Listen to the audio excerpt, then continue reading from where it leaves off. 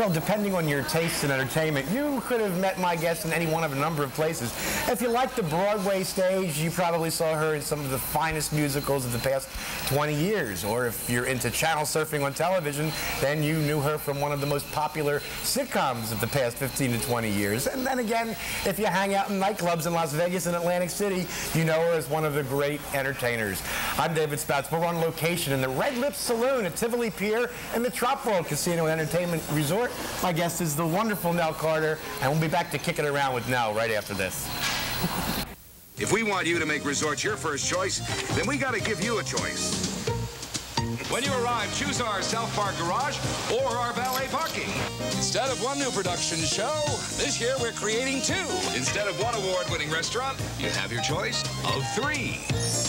One thing we don't give you a choice about is service. We only give you the best. Oh, darling, would you please take Mr. Birdie to my suite? You've got to come out to resorts.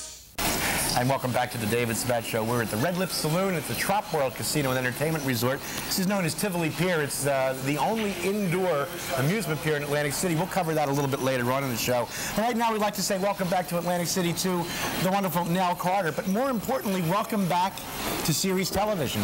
Because thank you. beginning in the fall. What? Let me just see what you were doing the intro. You were naming all the places you might have seen me, right? Especially with your varied taste. And I was wondering where you might have seen me other than that. I was getting nervous. No, probably going to say on the Broadwalk. This is a family show. Yeah, sure. That's how you get them. Okay. Right, okay. But I said welcome back to series television because beginning in the fall, you will be starring as Principal P.J. Hines in Hanging with Mr. Cooper on ABC. Working with Mark Curry.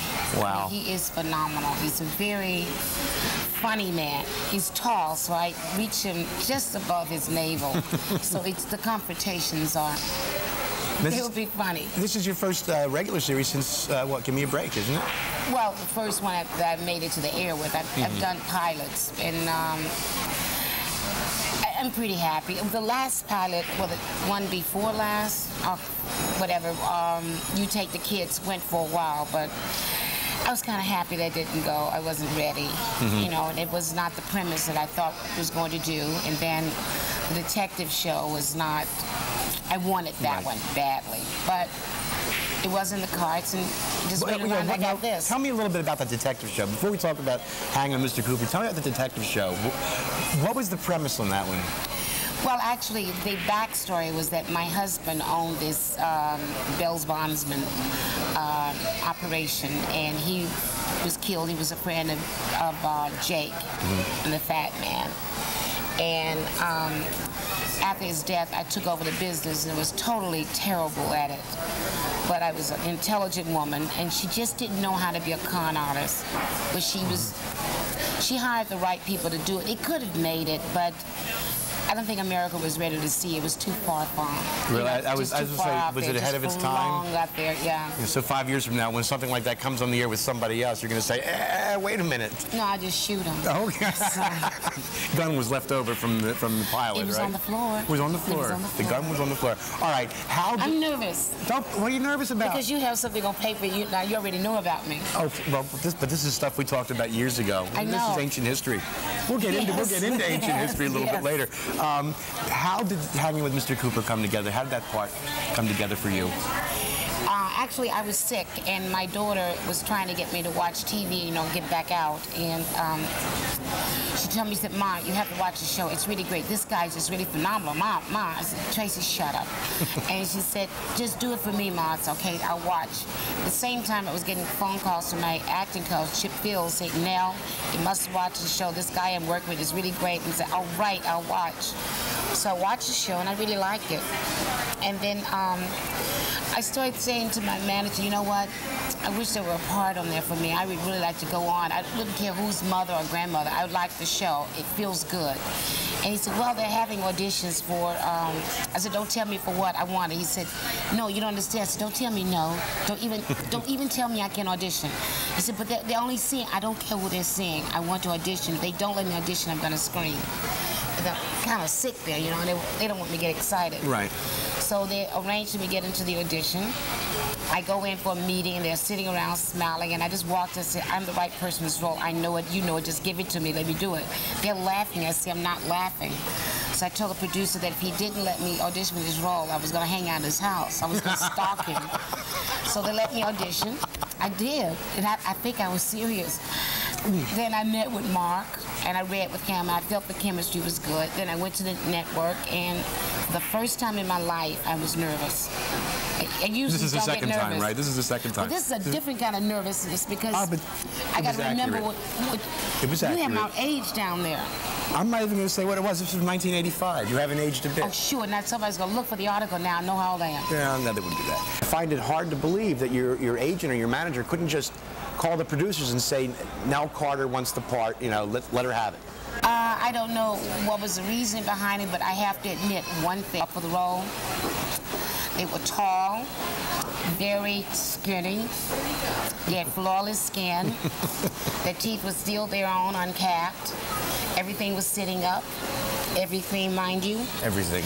And they were working out, and they were doing Michael Jackson videos and stuff like that. So, you know, when I walked in, there would be a chair here, and two little girls would be sitting on the chair like this, talking to each other, and I came in and took two chairs and sat down.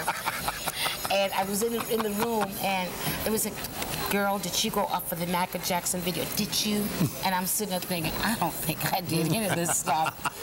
But I had to audition because the girls were really, I mean, I just looked at them and thought, well, they're going to fall eventually. But eventually, I was just looking, everything is where mine used to be. But I went in there and I wanted the role. Desperately, I did want it. So I went after it. I have to admit that. All right, nothing wrong with going after something you want, especially in this business, right? You're going to play a principal. Yes. A high school principal.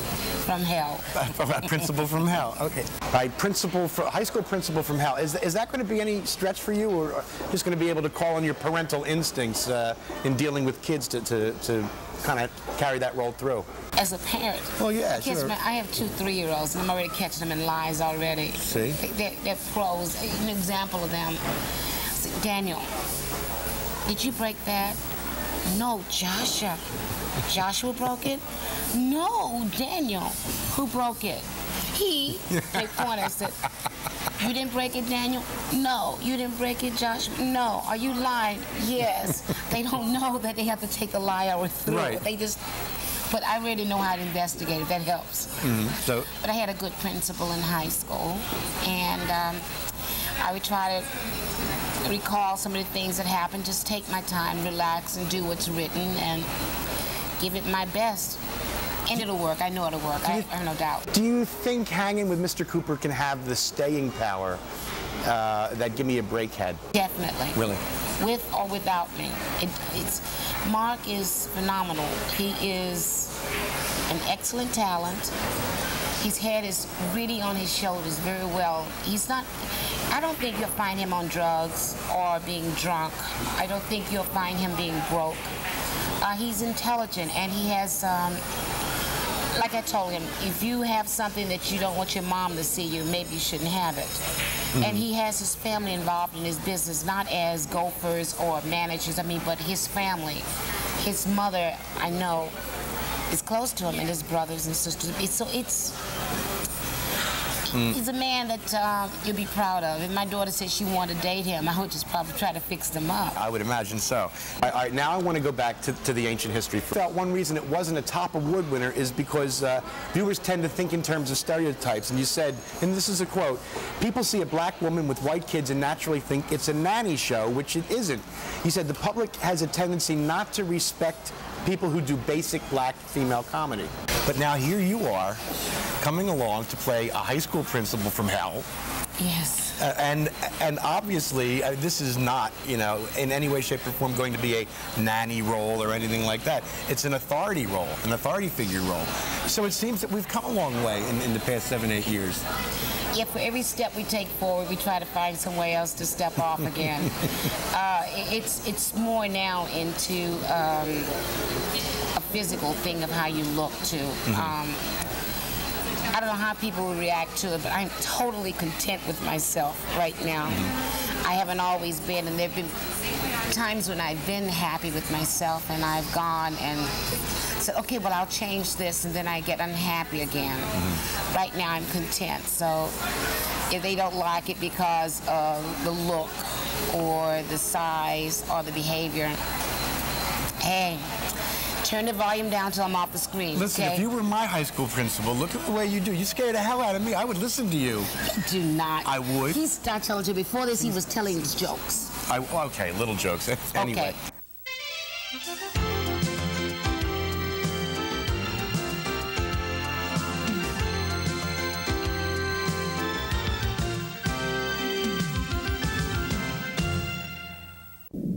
Let's talk a little bit about your singing career and the, what brought you to television was your voice and your talents as an actress on the Broadway stage, going back to Jesus Christ Superstar.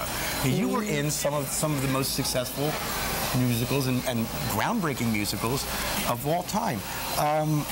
How do you feel about that period of your life? Was that a good learning experience for you? Oh, definitely. People nowadays, I don't think they have the freedom that I had when I was starting out. To be broke was to be living. Right. You know, every cent went into. If you had made $125 a week, you were making money. Mm-hmm. You would share an apartment with someone else. You would get used to having those 2 pairs of jeans, 1 pair of black pants, a skirt, a long skirt, and that one dress, and the good edition dress, that one coat that was everything. You put a scarf on it for something important, otherwise you go out. Tennis, boots. I mean, you just didn't have a lot. Right. And your money went into taking a class. You were always taking a dance class. Even if you weren't a dancer, you took that class. You took the acting class. Your money went to seeing other plays, workshops. Your life was about doing things. I can remember walking from 88th Street in Manhattan to the theater club. Not the theater club, but the Joe Papp's Public Theater. Right. That's a walk. No, but it wasn't really. You understand? You're like 19, 20, 25. You walk with your friends down. You stop down on 40th Street. You know, in the 40s, there's some theater. You see some friends. You take a dance class. You walk upstairs. It's $10. You take the class from there. You walk a little further down. They would know you in the restaurants. It's true. They would know you in the restaurants. You go in. Your specialty, that sandwich was your meal.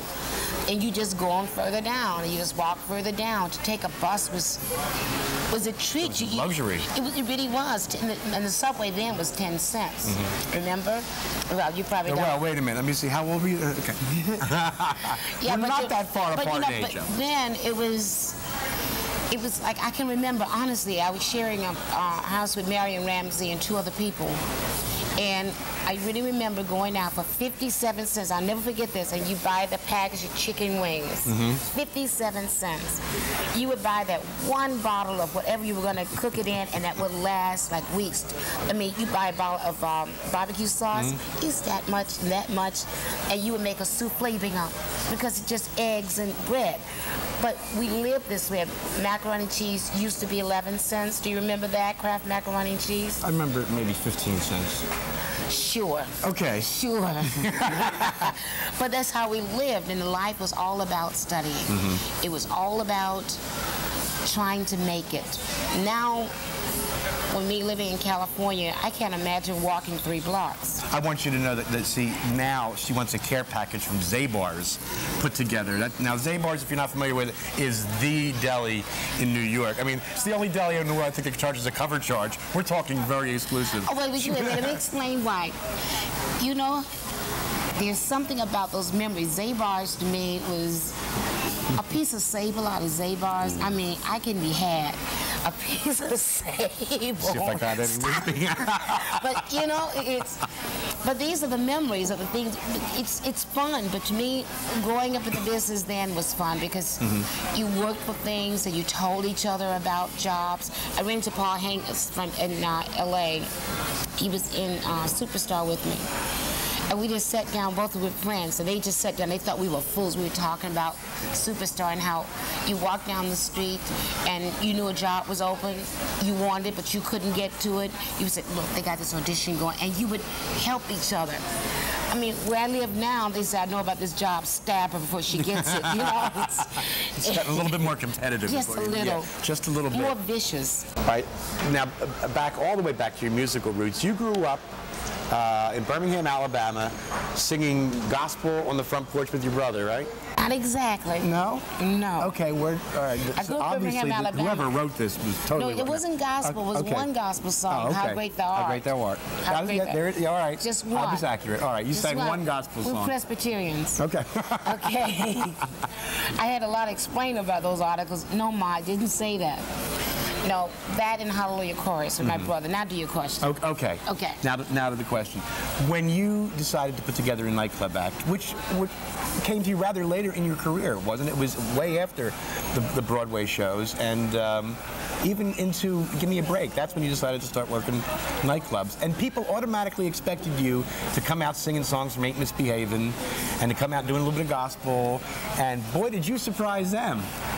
Well, I do, now, even now, I kept one song from Ain't Misbehavin' that I do. I have a whole book of it, but I still sing Keeping Out Mischief now, because I like it. And you also won a Tony Award for that show. Yes. And I would think that you got to sing at least one song from it anyway. Yes, but you know what happens is that sometimes it's best to move on, and there are other things that you can do. And when you're doing a show where you're screaming all night, it's best to pick something that you can do best. And I never want, as you probably know, and I know you know, I've never wanted to do the show that you expected. Right. Otherwise, you don't need to come. Just play your old recording. And I do sing rock and roll. I love country music. If this song has a message, I'll sing it. I don't care what kind of music it is. What criteria do you look for when you're putting your nightclub act together? What criteria do you look for when you pick a song? If I feel it. If I can feel the lyric, it's like there's some songs like Stand By Your Man. I couldn't sing that because I don't believe in it. Song. Stand by your man, never, never. I'm just divorced a lot. It's not really one of the big things I wake up and start thinking. Now, see, I didn't ask the question, but that's okay. That's fine. But I pick songs that have a lyric that means something, that I think you could just listen to the words. That's what music used to be about. When I was taking voice classes, it was, if the lyric doesn't make sense, you don't make sense. Right. You're not that pretty. Who cares? But songs that say something, songs that talk about pain and joy, and there's some great songs that people don't even listen to. They listen to the high note that's being hit. And then you go by the sheet music, you see the high note is not in the music, and you feel like you're being used. You know, it was interesting because Whitney Houston just played Atlantic City for the first time. And I didn't know that. Yeah, she played last week. She was at DeSands. And I noticed, yeah, That's Whitney, great. I noticed, in fact, I saw her show up in New York. I went up to New York to interview her up there, and then saw her show at Radio City and saw it 2 nights later at DeSands. And I noticed, getting back to the part about the believability of a lyric, when she first sang Saving All My Love for You, when she was, what, 19 years old, 20 years old, didn't believe it. Because she was singing, I mean, she's singing about a girl having an affair with a married woman, or a married man, and it didn't fit for her age and her look. Now that she's 30 and she's married, she got a kid, for some reason, the song takes on a whole new meaning. It's believable. Yeah, because you believe it. I mean, you also, if I were Bobby Brown, I'd be a little upset, but that's okay because she's singing the song too well. No comment. No, but whatever. No comment. No, all I'm saying, when you reach a certain age, yeah, you start thinking about, wouldn't that be nice? I don't think that way anymore.